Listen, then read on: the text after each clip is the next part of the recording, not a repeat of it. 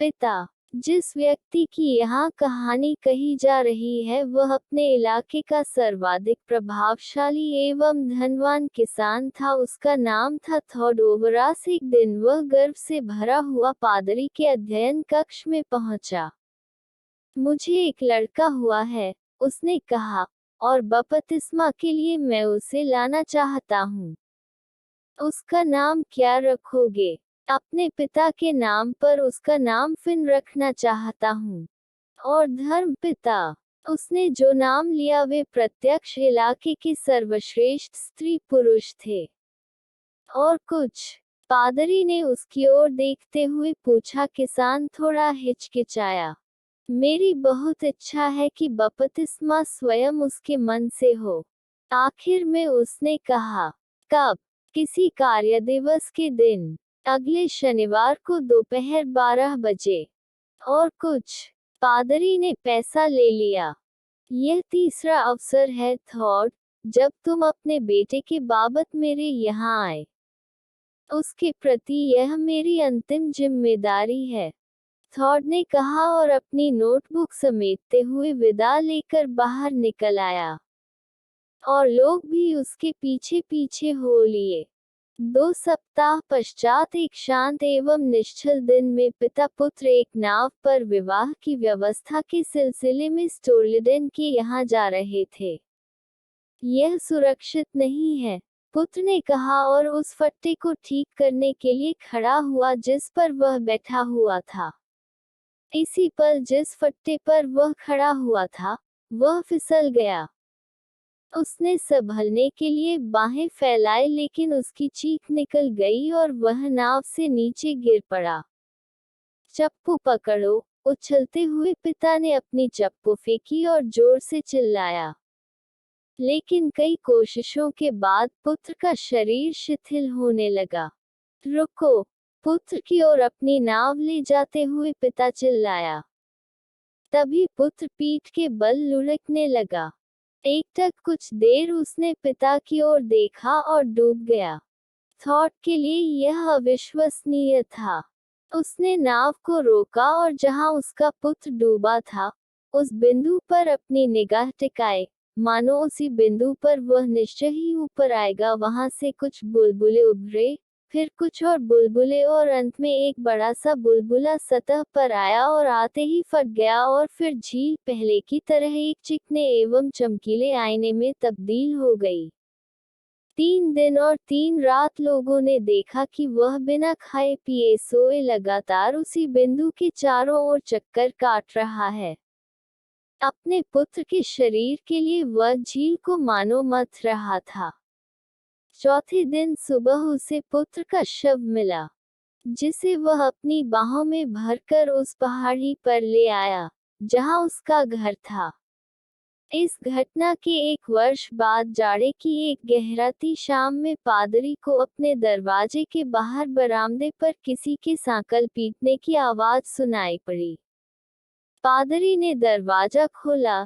एक दुबला पतला इंसान, जिसकी कमर झुकी हुई थी और बाल सफेद थे, अंदर दाखिल हुआ। उसे पहचानने के पहले पादरी ने थोड़ी देर तक उसे गहरी निगाह से देखा। यह थॉड था। इतनी देर गए तुम टहलने निकले हो?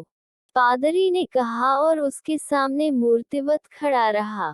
हाँ, सही में कुछ देर हो गई है, थॉड ने कहा और बैठ गया। पादरी भी बैठ गया, मानो वह इंतजार ही कर रहा था।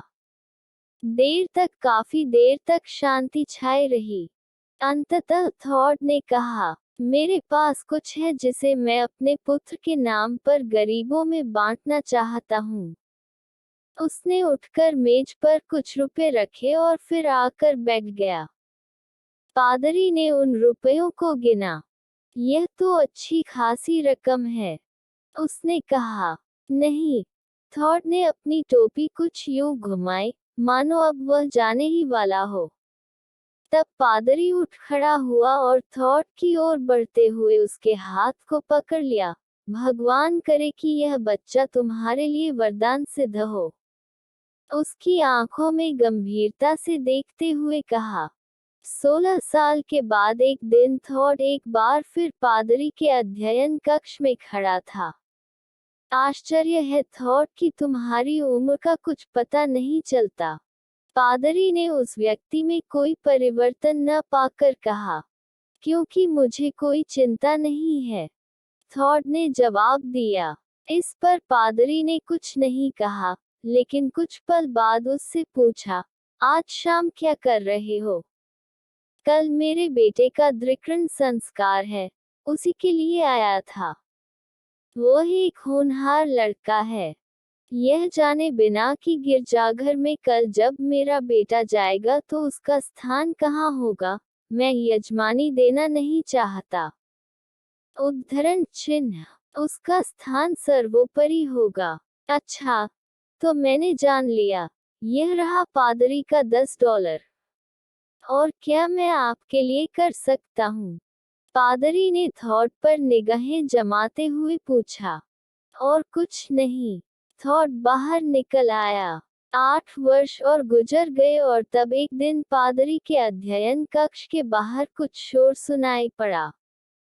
कई लोग उधर ही बढ़ रहे थे, जिसमें थॉड सबसे आगे था। पादरी ने उसे देखा और पहचान लिया। आज तो तुम पूरी बारात के साथ आए हो, थॉड, उसने कहा।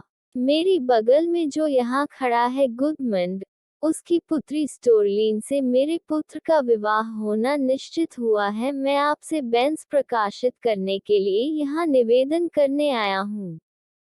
क्यों? वह तो इस पल्ली की सर्वाधिक धनी लड़की है।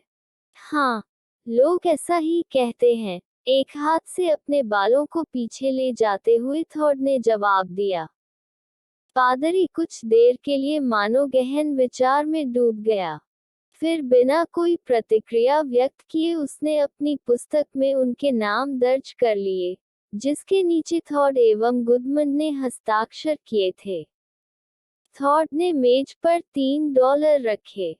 मेरे लिए $1 ही काफी होगा, पादरी ने कहा। मुझे यह अच्छी तरह पता है, लेकिन वह मेरा इकलौता बच्चा है और मैं उसका विवाह दिल खोलकर करना चाहता हूँ। कुछ रुककर थॉड फिर बोला, यह मेरी संपत्ति की आधी रकम है, जो आज मैंने बेच डाली। पादरी बहुत देर तक नीरव बैठा रहा। अंततः बहुत कोमल स्वर में पूछा, थॉड, अब तुम क्या करने की सोचते हो? कुछ ऐसा जो बेहतर हो। वे कुछ देर तक वहां बैठे रहे, झुकी आंखों के साथ थॉड और थॉड पर निगाह टिकाए पादरी। अंत में पादरी ने बहुत कोमल स्फुट स्वर में कहा, मैं सोचता है, तुम्हारा पुत्र अंततः तुम्हारे लिए एक सच्चा वरदान सिद्ध हुआ। हाँ, मैं भी ऐसा ही सोचता हूँ, ऊपर देखते हुए थॉड ने कहा। आंसू की 2 बड़ी बड़ी बूंदें उसके गालों पर धीरे धीरे रेंग रही थी।